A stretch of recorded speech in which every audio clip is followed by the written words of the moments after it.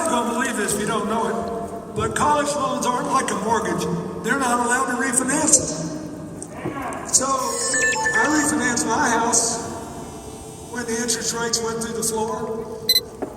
Why shouldn't a middle-class family be able to refinance a loan? Why shouldn't a young millennial out there maybe paying 30-40% of their income every single month to pay off their college loan be able to refinance it? And why shouldn't everybody be able to pay it back like you can a mortgage over 20 years as a low fixed percentage of your income?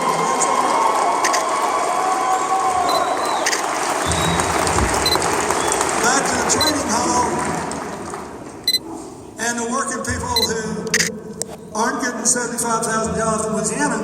Why don't we also say we're going to do whatever we can to work with the unions and other people providing high quality training to say, if you don't want to go to college and you do want a good job, have we got a deal for you? We are going to pay an enormous amount of attention to investing in modern infrastructure. And if we do it, we'll need people with the skills to do it and do it right and well. Flint, Michigan. Folks, I think what happened in Flint is a disgrace, but it is nowhere near the only town in America with bad lead in the pipes that could be polluting the water. Just think about what we could do, how many jobs we could create.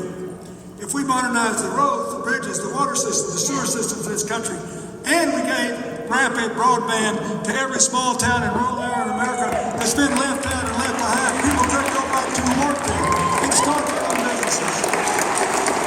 Imagine what would happen to America if we did what Hillary said and put 500 million solar panels up for the next 4 years. If in 8 years we didn't have to import any oil, we didn't even have to use ours, we didn't have to use anything, because all of our electricity was provided by the sun and the wind and other clean sources. You know how many jobs we'd have to create to build the transmission lines to carry the sun and the wind, which largely are where the people aren't, except for Vegas, which should have been energy independent a long time ago. It's out there for us, but we got to have a skilled workforce. And that's where you come in. That's where the union movement comes in. Look, I'm all for going after the bad actors. Some are on Wall Street, but that doesn't mean everybody's a bad actor. What about these people who buy these little old drug companies and take life-saving drugs that are cheap as can be and everybody can afford them, and all of a sudden they're charging $1,700 a pill or $30,000, $40,000 a year for a treatment?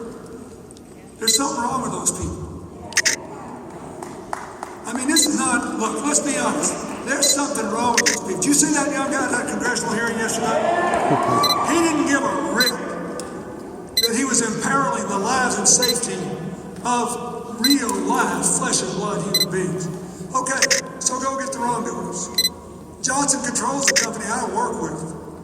When we renovated the Empire State Building with a lot of union labor, we cut their energy usage by more than 40%. And we all work together. And Johnson Controls has all these temperature and lighting controls that are good. But their main business, when the auto industry was on the verge of destruction, was supplying parts to the auto industry. So they come up to Congress and beg the taxpayers through Congress to please bail out the auto industry, which I strongly supported. I did not want to lose the manufacturing base and the millions of jobs of suppliers and dealers and all that. So they get it, they get back in good shape. We got the money back plus interest. But the point is, you saved them. And what did they do? They now want to be taken over by some much smaller company, and they pretend that they're all of a sudden going to be located in the European country with the lowest corporate tax bill, because they can save $150 million. They weren't worried about us saving money, they wanted us to save them. And Hillary said, they called it inversion, but it's really a perversion. People should support the United States if they want the United States to support them. So, yeah, regulate the financial industry, but go after all the bad actors matters and don't cut off your nose to spite your face. There's a lot of good companies out there, and the best things are happening where people are working together and you have shared prosperity, where we all go together. And on the healthcare thing, here's our position. For the first time in history, we have more than 90% of our people with health insurance. She wants to not interfere with the really good plans that unions have negotiated and given up wage increases for, so she favors getting rid of that Cadillac tax. But she doesn't think it's fair for you to be taxed for something you bargained for and gave up wage increases for. But we got to get to 100%. And while doing that, we have to recognize that the one area we have left out is doing something to put a reasonable cap on the spiraling cost of prescription drugs. And we're going to have to work to get this private insurance exchange working so it works for small businesses and so more people can buy policies where you pay for performance, not by individual healthcare procedures. If you do that, our prices will drop and they'll be more like the rest of the world before you know it, and the quality will go up. We've already had 4 of the lowest inflation years in healthcare in more than 50 years in the last 5 years. So Hillary says, vote for me. I'll go after the drug companies and get discounts. I'll put people in better plans. We'll reorganize the insurance market. It's easy to go from 90 to 100. All these Republican governors eventually don't have to take Medicaid. That'll take you to 95. It's too good a deal. It's crazy not to take it. And they'll take it 95, and then we'll figure out the rest. It'll be easy. Our opponent says, no, we should have a single-payer system, which he adopted the day before the South Carolina debate.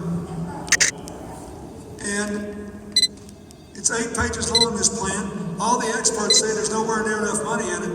One guy from Emory University ran the numbers and said, if he doesn't dramatically increase numbers, we could have 71% of people worse off than they would if we finished Obamacare. Now, that's not my thing, but the main thing I want to say to you is, forget about that. Go back to Harry Truman. There has not been any major improvement in health care. Medicare and Medicaid under President Johnson, the Children's Health Insurance Program when I was president, and the Affordable Health Care Act, not one that did not need 60 votes in the Senate to break a Republican filibuster. Not one time. Her position is, how do we propose to get 60 votes, even if we win the Senate back, which I think we might next time? Nobody thinks we'll have 60 votes. We didn't get health care reform when I was president because we didn't have 60 votes. The House, nobody thinks is going to flip to the Democrats. They voted 62 times to repeal the bill we got. Hillary's position is, we need to put America back to work in good jobs. We need to do it in a hurry. We need to deal with the problems that we've got in places like Flint. We've got to take on this opiate, prescription drug, and heroin problem that is eating America alive. We got a chance to do that with the Republicans. We got to take on this mass incarceration, the loss of trust between the law enforcement community and many minorities. We've got to deal with immigration reform and the fears that a lot of these young dreamers have. We don't have time to waste our energy trying to pass a bill that will have nowhere near 60 votes in the Senate and with a House that's voted 62 times to repeal what we got. Let's go from 90 to 100 and get the job done. It's a big, big deal. So,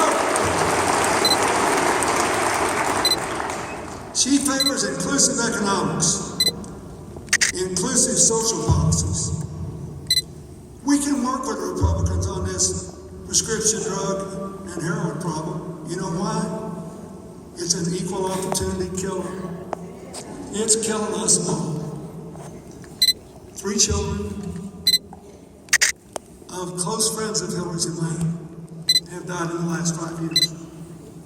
None of them were addicted, as it turned out. They just didn't know the simple biology that if you drink 3 or 4 beers and you pop one of those OxyContins, yeah, it'll give you a buzz, just like they say, but it deadens the part of your brain that tells your body to breathe while you're sleeping. So if you go to sleep, you may never wake up.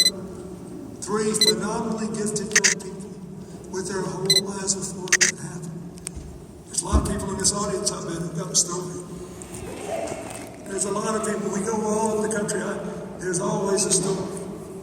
We've got to get treatment facilities out there. We've got to get mental health out there. Our foundation worked with a partner to get this miracle drug, naloxone, approved in record time with the FDA with nasal spray. We're going to put it in every high school in America. There are things we can do. We got to get the show on the road. We got to do this together. We can't waste a day. We'll sit out there and do things that aren't going to happen.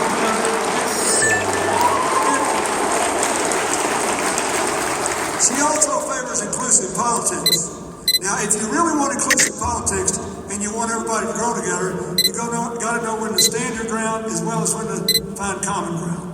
And the one place we need a Democratic president to stand her ground is the fact that the next president will get between 1 and 3 appointments to the United States Supreme Court.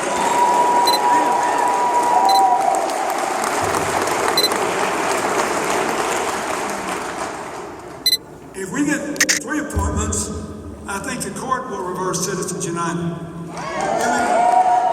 It's a crazy proposition. The great French writer Victor Hugo, when he was railing against inequality in France in the 1800s, said, "I live in a country where the rich and poor alike are equally free to sleep under the bridge at night. You live in a country where the billionaire and the minimum wage worker alike are equally free to spend as much as they want on the next election." That's never, ever, ever what the equal protection laws or the free speech laws were meant to mean. Hillary wants to turn it around. She also says we've got to stop this assault on voting rights. This Supreme Court has agreed to hear a case challenging the 53-year-old Baker v. Carr decision saying one person, one vote. I never thought I'd live to see it. Because the Republicans say, no, we need registered voters, or at least just eligible voters. So if you represent a district with a lot of poor folks and big families, you should not have the same representation as districts that are already Republicans. We'll get more state legislators. We'll redraw more congressional district lines. You will never get the Congress back. This is wrong. This is a country of rising young people and diversity and people coming in, and the government needs to tend to all the people that are here legally and needs to help the undocumented move through a process of immigration reform. We have got to deal with this. We're going to get rid of one person, one vote.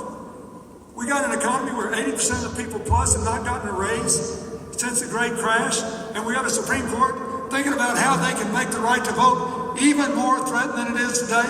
You better vote for Hillary just over the Supreme Court. We've got to do this.